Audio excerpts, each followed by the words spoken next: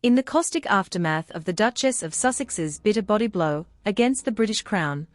a growing contingent of the monarchy's staff have turned scorched-tongued telltales. And if the disturbing accumulation of complaints is to be believed, Meghan Markle's merciless reign of workplace terror helped catalyze her ouster from the firm as much as any rumored blood stratifications. Now safely disembarked to a heavily secured Montecito compound following the Sussexes' controversial Megxit gambit, former employees from the royal household's most sensitive ranks are finally mustering their courage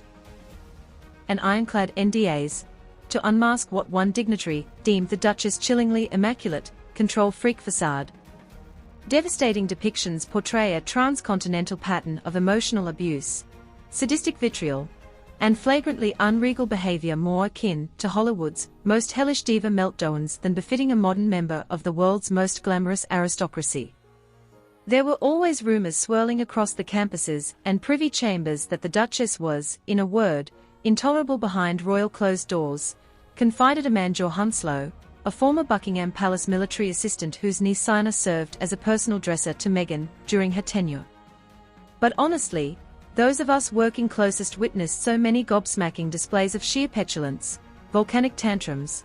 and unapologetic contempt for decorum or chain of command that some days left me wondering how on earth the Crown ever allowed this unmitigated entitled terror into its ranks in the first place.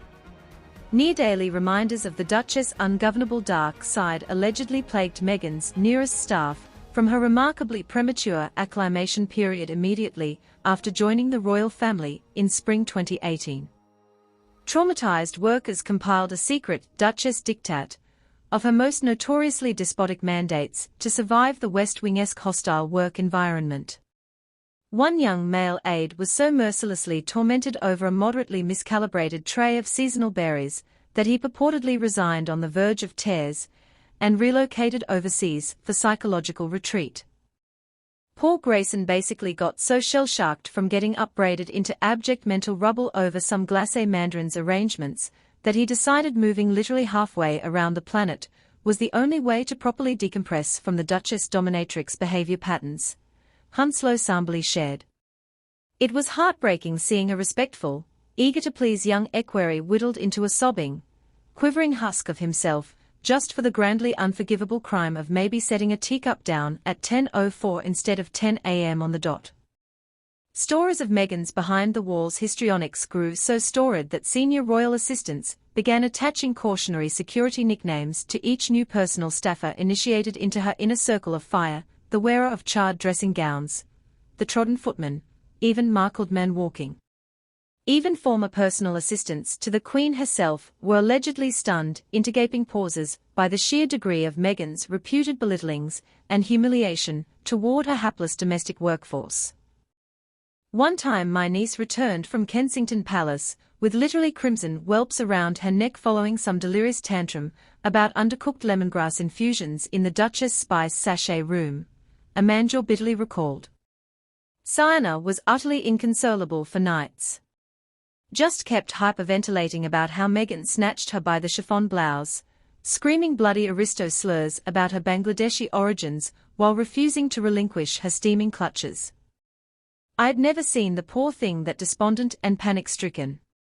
Of course, such sordid drapery may cast only one-sided shades obscuring a more sanguine reality.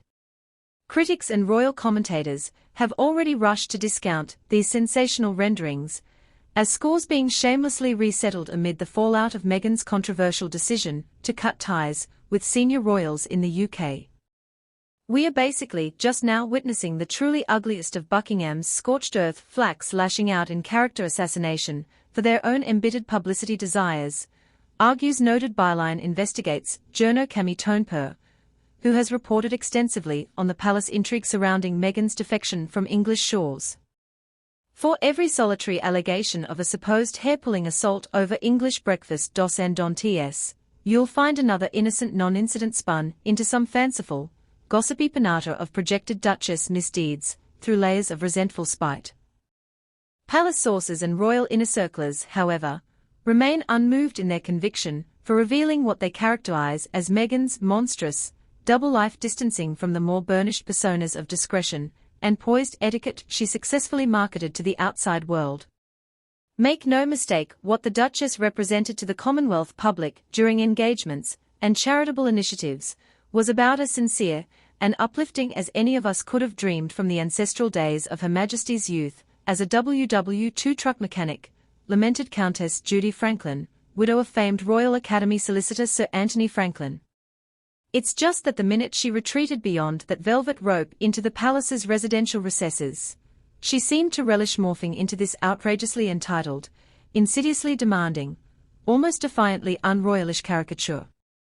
Others in the palace ranks allege Meghan's alleged workplace aggressions transcended mere petty squabbles about footman scheduling or haute couture temperaments.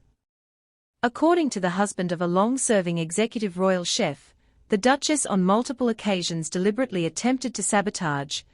and reparations shame members of the household staff over their perceived colonial ancestry, challenging decades of otherwise unblemished service records. My wife Gerda has been the Crown's most esteemed purveyor of Imperial Russian torts for over 30 years without a single complaint, not even so much as a derisive cough from Queen Elizabeth herself, the sous chef's husband spat with acrimony under condition of anonymity. Yet Meghan basically took one look at her flawless blintzes being prepared and launched into some hysterical diatribe about representing oppressive Romanov violence upon global cultures of color, if Gerda's concoctions saw the outside of the kitchen. The poor woman damn near swallowed her tongue in disbelief. Tales of the Duchess' regal mean-girling towards her royal domestic workforce span across nationalities, ages, even genders. During the Sussexes' spring 2022 tour stop in The Hague, former royal valet Nathan Courtdish was among those on the receiving end of Meghan's infamous wrath over what appeared to be innocuous oversights regarding wardrobe steaming procedures. Lord, I think if I'm forced to inhale another tongue-lashing from that crazy woman about underwire brassiere indentations supposedly wrinkling her skirt suit lining, I may just hurl myself from one of the palace's highest clock tower balustrades to end my psychological torment, Courtdish laments. We are talking full-on violent beratings of overgrown men being bellowed at from 2 inches away about menstrual cramps, not uncommon to see most of us valets cowering in airport washrooms fitting full metal braces, just bracing for her childish temper salvos. Naturally, such incendiary commentary has sparked staunch defenses from Meghan's fiercely loyal cadre of supporters, most vehemently from the Duchess' inner circle at the heart of Archie Productions, and the Montecito Royals' assorted other commercial enterprises.